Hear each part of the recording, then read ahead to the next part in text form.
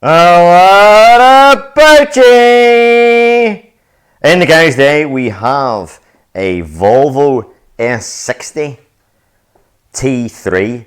This car is what's known as an S62, and so it's like a Mark II version.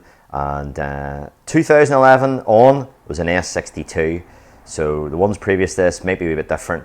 And what we're going to do is I'm going to show you how to take off the rear door handle.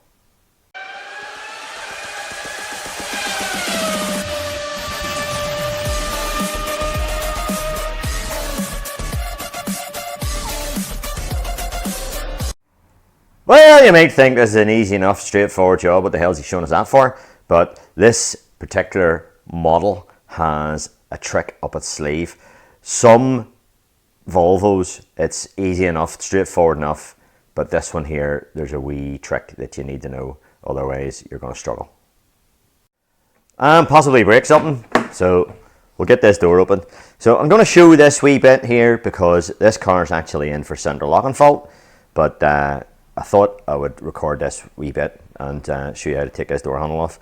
If you're going to go in there, take the panel off and do stuff or whatever. These things do suffer from central locking problems, and there will be a video coming soon on that because I've actually fixed this, and but only sort of temporarily. I've got it working again, but I need to wait for a part. So we'll get there. First of all, with the door open, you can see the interior lights come on.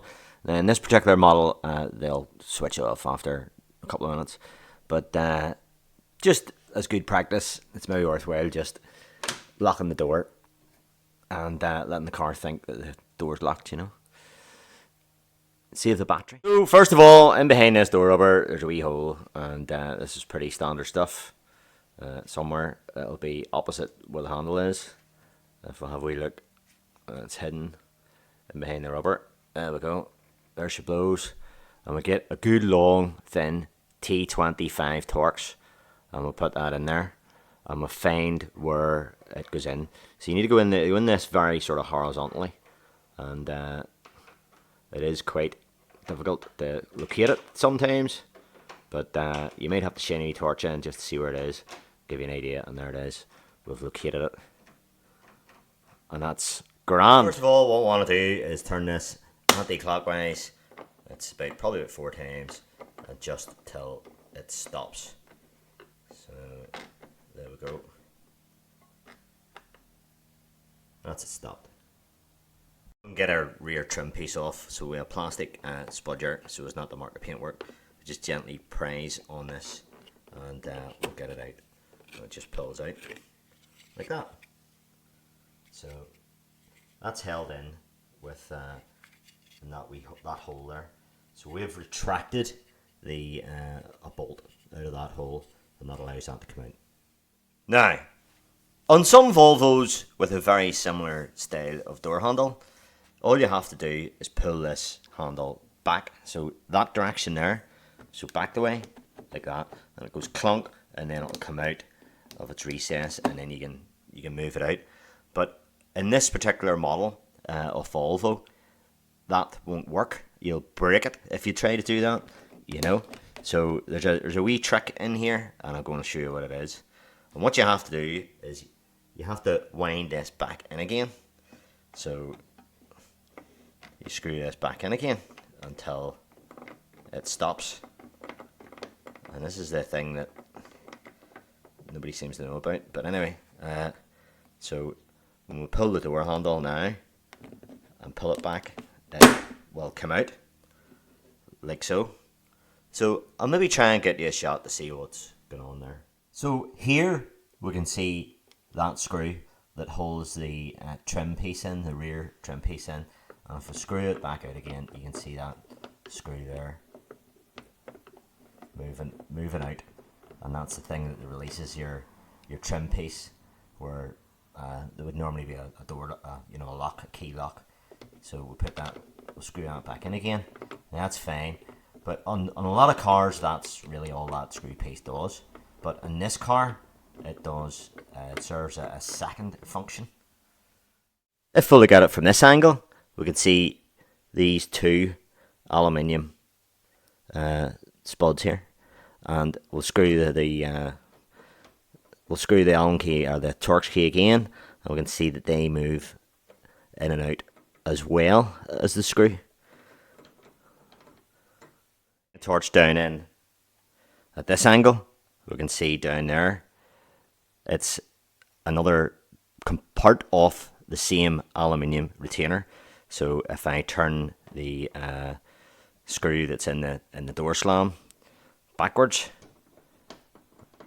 we can see it, the whole thing moving out.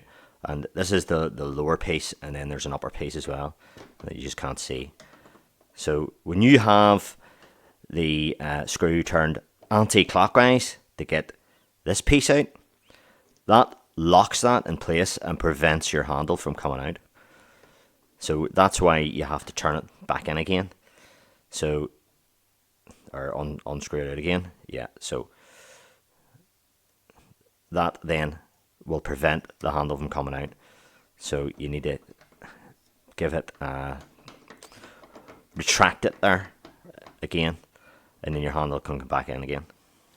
Door handle here can just be fed out, so it might be worthwhile putting a wee bit of WD-40 or silicone spray in there, because this is all plastic, and you just give it a wiggle and it comes out like that.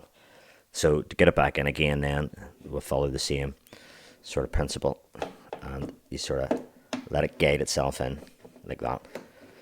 So to get this back in, this part back in to there, it's there's another wee trick you need to do. So to get the handle back in again, what we need to do, are the mechanism that the handle was retained has sprung into the door.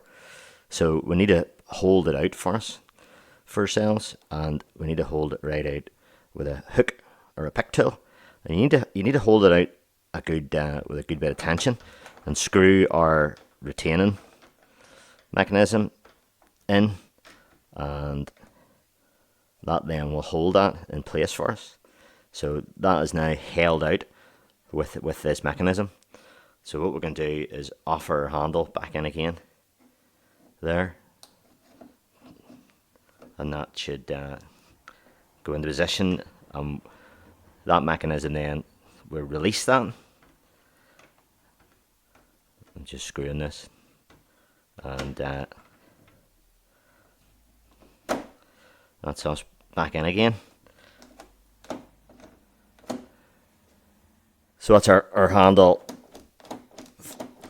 functioning again, but we now are in the situation where we have this pulled the wrong way to get our trim piece in.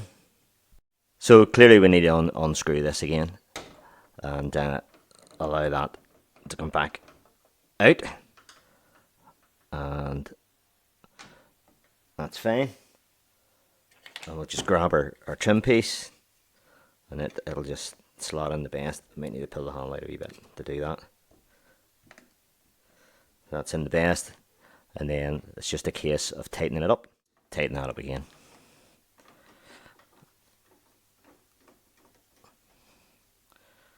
And you don't need to go swinging on it, and that's that retained, and we'll come out.